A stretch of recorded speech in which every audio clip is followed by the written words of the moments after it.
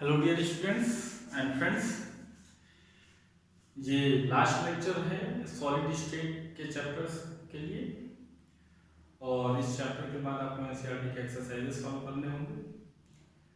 तो पहला topic, second last topic अगर देखें तो मैग्नेटिक बिहेवियर या मैग्नेटिक प्रॉपर्टी। अगर जाने मैग्नेटिक प्रॉपर्टी है क्या,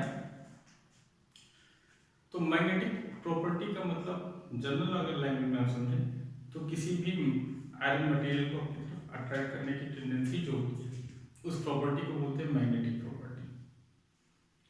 यानी कोई भी आयरन सब्सटेंसेस अगर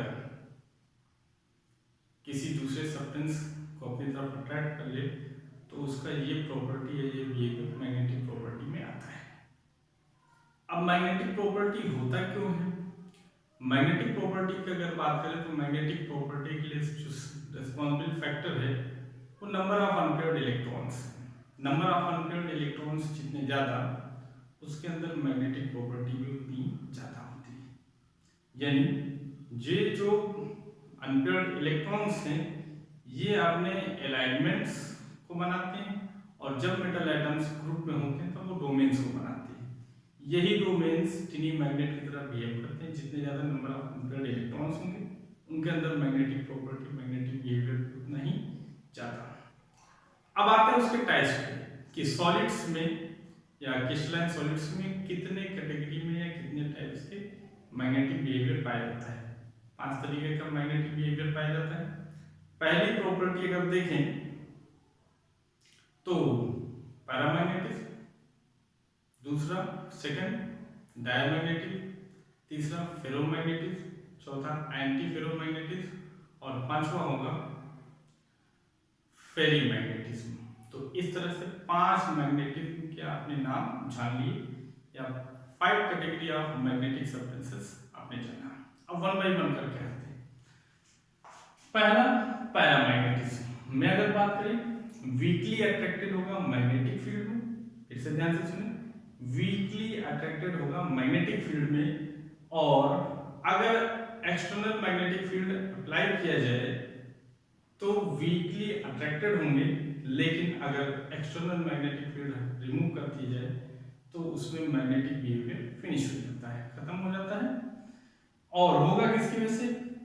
1 या 1 से ज़्यादा, 1 2 3 हो सकते हैं नंबर ऑफ अनपेयर्ड इलेक्ट्रॉन्स, तो वो पैरामैग्नेटिज्म को शो करेंगे। एग्जाम्पल्स में अगर हम देखें तो ऑक्सीजन है Cu+2 Fe+3 Cr+3, ये पैरामैग्नेटिक सब्सटेंसेस के एग्जांपल्स हैं। फिर से एक बार पैरामैग्नेटिज्म को जान लें, 1 या 1 से ज़्यादा, मोर देन 1 अनपेयर्ड इलेक्ट्रॉन्स होंगे तो वो पैरामैग्नेटिक बिहेवियर को प्रोड्यूस करते हैं। और ऐसे मैग्नेटिक सब्सटेंसेस वीकली अट्रैक्टेड होंगे मैग्नेटिक फील्ड में, लेकिन मैग्नेटिक फील्ड रिमूव किया जाएगा तो अपनी मैग्नेटिक प्रॉपर्टी को लूज कर देते हैं। अब सेकंड आते हैं डायमैग्नेटिज्म। डायमैग्नेटिज्म की बात करें तो डायमैग्नेटिज्म अगर देखें तो इसमें सारे इलेक्ट्रॉन्स पेयर्ड होते हैं और ये सारे पेयर्ड इलेक्ट्रॉन्स करते क्या हैं, एक दूसरे के अलाइनमेंट्स को कैंसिल कर देते हैं। इस वजह से मैग्नेटिक प्रॉपर्टी नहीं हो जाती और यहाँ पर टेम्परेचर का कोई फर्क नहीं पड़ता है। यानी डायमैग्नेटिज्म पर टेम्परेचर का कोई फर्क नहीं पड़ना। एग्जाम्पल है NaCl, KCl, TiO2 यानी टाइटेनियम डाइऑक्साइड। फिर देखें फेरोमैग्नेटिक पर आते हैं। फेरो के नाम से ही क्लियर हो रहा है मैग्नेटिज्म, यानी फेरो का मतलब आयरन, यानी आयरन जैसे आयरन मटेरियल को अट्रैक्ट करने वाले सब्सटेंसेस या ऐसे सब्सटेंसेस जिसमें आयरन को अट्रैक्ट करने की स्ट्रॉन्ग टेंडेंसी हो।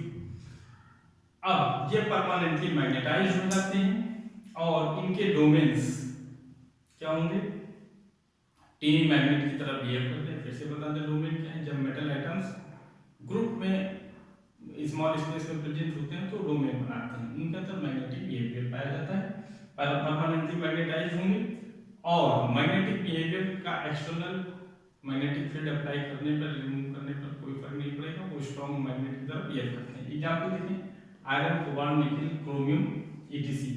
और इसमें large number of unpaired electrons होते हैं। सबसे बड़ा रिस्पॉन्सिबल फैक्टर आपको पहले भी बताया था कि कोई भी मैग्नेटिक बिहेवियर होगा तो वो नंबर ऑफ अनपेयर्ड इलेक्ट्रॉन्स पर डिपेंड करता है। अब आते हैं एंटी फेरोमैग्नेटिज्म पर।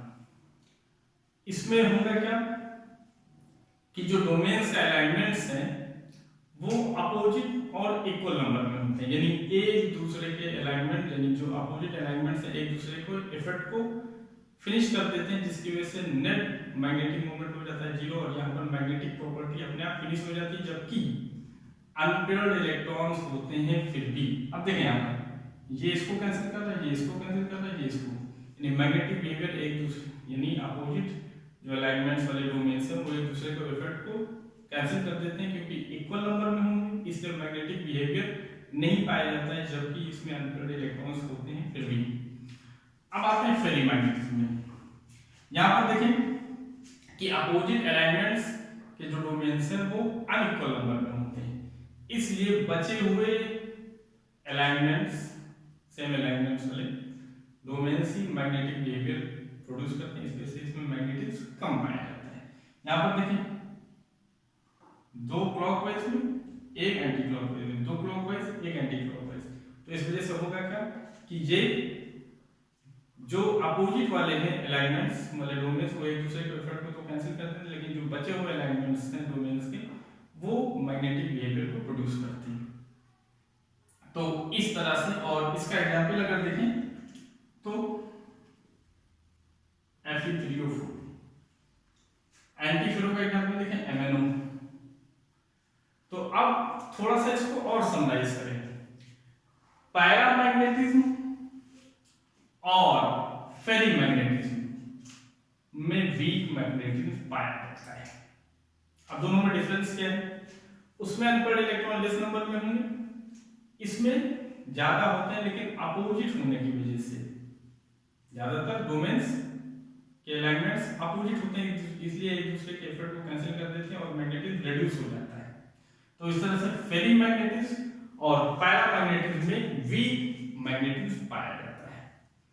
फिर आते हैं डायामैग्नेटिज्म और एंटी फेरोमैग्नेटिज्म। इसमें मैग्नेटिज्म नहीं पाया जाता है, यहाँ पर अनपेयर्ड इलेक्ट्रॉन नहीं होते, और यहाँ होते हैं लेकिन अलाइनमेंट डोमेन्स अलाइनमेंट अपोजिट होने की वजह से एक दूसरे के इफेक्ट को कैंसिल कर देते हैं, और सबसे स्ट्रॉन्ग मैग्नेटिज्म पाया जाता है फेरोमैग्नेटिज्म में। अब आते हैं बैंड थ्योरी पर। लास्ट टॉपिक है इस चैप्टर का, बैंड थ्योरी की बात करें। बैंड थ्योरी एक्चुअल में इलेक्ट्रिकल नेचर को शो करता है, उसके लिए एक थ्योरी दी गई जो सबसे लेटेस्ट थ्योरी बैंड थ्योरी है, जिससे हम सॉलिड्स के इलेक्ट्रिकल बिहेवियर को कैलकुलेट करते हैं, कंसीडर करते हैं या एक्सप्लेनेशन देते हैं।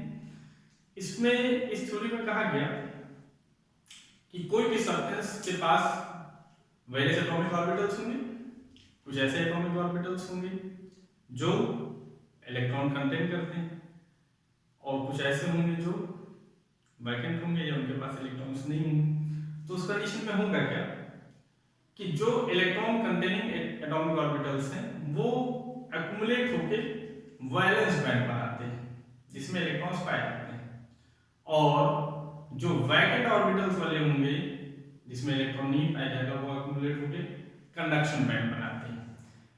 तो इस तरह से वैलेंस बैंड और कंडक्शन बैंड एनर्जी गैप के बिहार पर बैंड थ्योरी को डिफाइन किया गया कि कैसे हम इलेक्ट्रिकल नेचर या इलेक्ट्रिकल बिहेवियर को जान सकें। अब बैंड थ्योरी में देखें तो ये वैलेंस बैंड नीचे जो बना हुआ है ये वैलेंस बैंड, ये कंडक्शन बैंड है।